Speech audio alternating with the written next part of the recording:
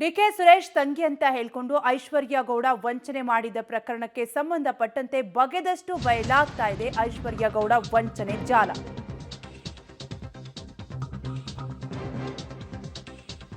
DK Suresh ತಂಗಿ ಅಂತ ಹೆಸರೇಳ್ಕೊಂಡು ಐಶ್ವರ್ಯ ಗೌಡ ವಂಚನೆ ಕೇಸ್ಗೆ ಸಂಬಂಧಪಟ್ಟಂತೆ ಐಶ್ವರ್ಯ ಗೌಡ ವಂಚನೆಯ ಜಾಲ ಬಗೆದಷ್ಟು ಬಯಲಾಗ್ತಾನೆ ಇದೆ.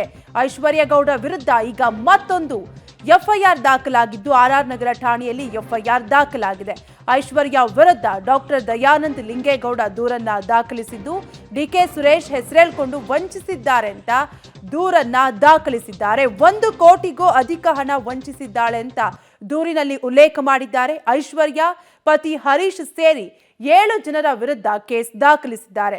ರಿಯಲ್ ಎಸ್ಟೇಟ್ ಹೆಸರಲ್ಲಿ ಹಣ ಪಡೆದು ಮೋಸ ಮಾಡಿದ್ದಾಳೆ ಅಂತ ದೂರಿನಲ್ಲಿ ಉಲ್ಲೇಖಿಸಿದ್ದಾರೆ. ಡೀಟೇಲ್ಸ್ ಕೊಡ್ತಾರೆ ನಮ್ಮ ಪ್ರತಿನಿಧಿ ನಾಗೇಶ್. ಐಶ್ವರ್ಯ ವಿರುದ್ಧ ಈಗ ಮತ್ತೊಂದು ಕೇಸ್ ದಾಖಲಾಗಿದೆ.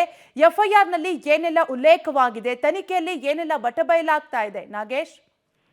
ಕಾವ್ಯ, ಐಶ್ವರ್ಯ ಗೌಡ ವಿರುದ್ಧ ಮತ್ತೊಂದು ವಂಚನೆ ಪ್ರಕರಣ ದಾಖಲಾಗಿರುವಂತದ್ದು ಬೆಂಗಳೂರಿನ ರಾಜರಾಜೇಶ್ವರಿ ನಗರ ಪೊಲೀಸ್ ಠಾಣೆಯಲ್ಲಿ ವೈದ್ಯರಾಗಿರುವಂತ ದಯಾನಂದ್ ಲಿಂಗೇಗೌಡ ಅನ್ನುವಂಥವ್ರು ದೂರನ್ನ ಕೊಟ್ಟಿರುವಂತದ್ದು. ಸುಮಾರು 1,80,00,000 ಹಣ ಪಡೆದು ಐಶ್ವರ್ಯ ಗೌಡ ಮತ್ತೆ ಅವರ ಪತಿ ವಂಚನೆ ಮಾಡಿದ್ದಾರೆ ಅಂತ ಹೇಳಿ ದೂರನ್ನ ಕೊಟ್ಟಿರುವಂತದ್ದು.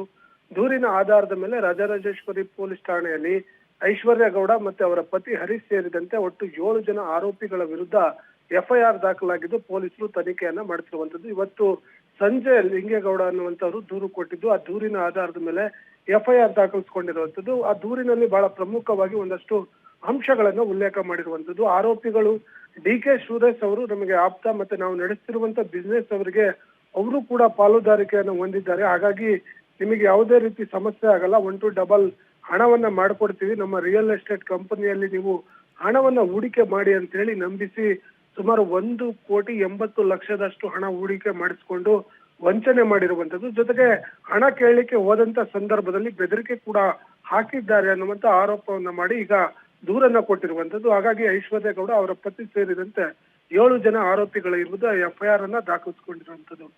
ಕಾವ್ಯ, ಥ್ಯಾಂಕ್ ಯು ನಾಗೇಶ್ ಡೀಟೇಲ್ಸ್ಗಾಗಿ.